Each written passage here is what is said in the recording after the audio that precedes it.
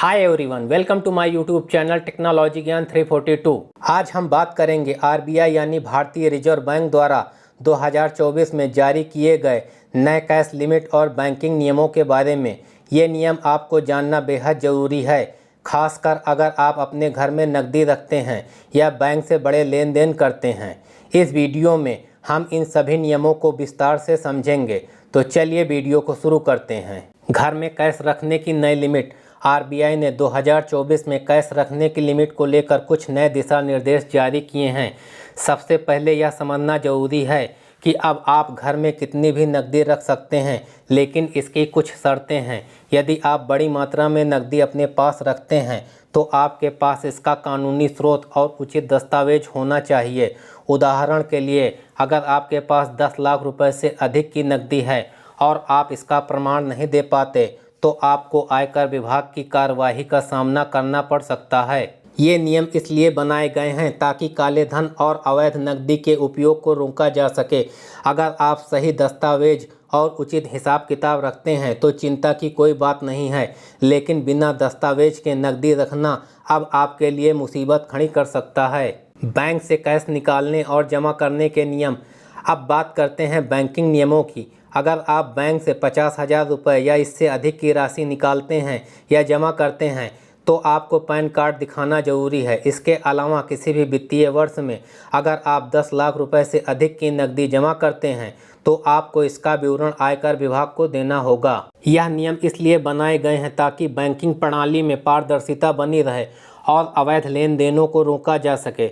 इसलिए आप जब भी बैंक में बड़े लेन देन करें तो पैन कार्ड और अन्य आवश्यक दस्तावेज अपने साथ रखना ना भूलें। नकदी रखने पर आयकर विभाग की निगरानी। 2024 में लागू किए गए इन नियमों का मकसद है कि नकदी का उपयोग सिर्फ कानूनी कार्यों में हो। अगर आप बड़ी मात्रा में नकदी रखते हैं और उसका सही हिसाब नहीं रखते हैं तो आयकर विभाग आप पर बड़ी निगरानी रखेगा। उदाहरण के लिए, अगर आप 10 लाख रुपए जमा करते हैं लेकिन आपने आयकर रिटर्न में सिर्फ 5 लाख रुपए की आय बताई है तो आपको आयकर विभाग की तरफ से नोटिस मिल सकता है।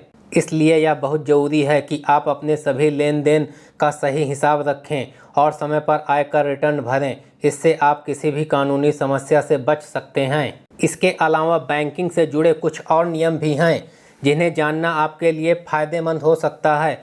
उदाहरण के लिए, अगर आप एक दिन में 2 लाख रुपए से अधिक की नकदी बैंक में जमा करते हैं तो आपके बैंक द्वारा इसकी जानकारी आयकर विभाग को दी जाएगी। इसके अलावा अगर आप कोई बड़ी संपत्ति खरीदते हैं और इसके लिए नकदी का उपयोग करते हैं तो आपको इसका पूरा विवरण देना होगा। इन सभी नियमों का उद्देश्य यही है कि देश में नकदी का सही और कानूनी उपयोग हो सके। इसलिए जब भी आप कोई बड़ा लेन देन करते हैं तो इन नियमों का पालन करना ना भूलें। नियमों का पालन कैसे करें? अब सवाल यह उठता है कि इन नियमों का पालन कैसे किया जाए। सबसे पहले आपको अपनी सभी नकदी का हिसाब किताब रखना चाहिए। इसके लिए आप एक अलग डायरी या फाइल बना सकते हैं जिसमें आप अपनी नकदी के स्रोत और उसका उपयोग दर्ज कर सकते हैं। इसके अलावा जब भी आप बैंक से कोई लेन देन करते हैं तो उसके सभी दस्तावेज संभाल कर रखें। अगर आप इन सभी नियमों का पालन करते हैं तो आपको किसी भी तरह की कानूनी समस्या का सामना नहीं करना पड़ेगा। इसके अलावा अपने चार्टेड अकाउंटेंट या वित्तीय सलाहकार से समय समय पर परामर्श लेते रहें ताकि आप सभी नियमों का सही तरीके से पालन कर सकें। अगर यह वीडियो आपको पसंद आई हो तो वीडियो को लाइक करना, कमेंट करना, शेयर करना और चैनल पर नए हैं तो चैनल को सब्सक्राइब करना ना भूलें। Thanks for watching. Till then, bye bye.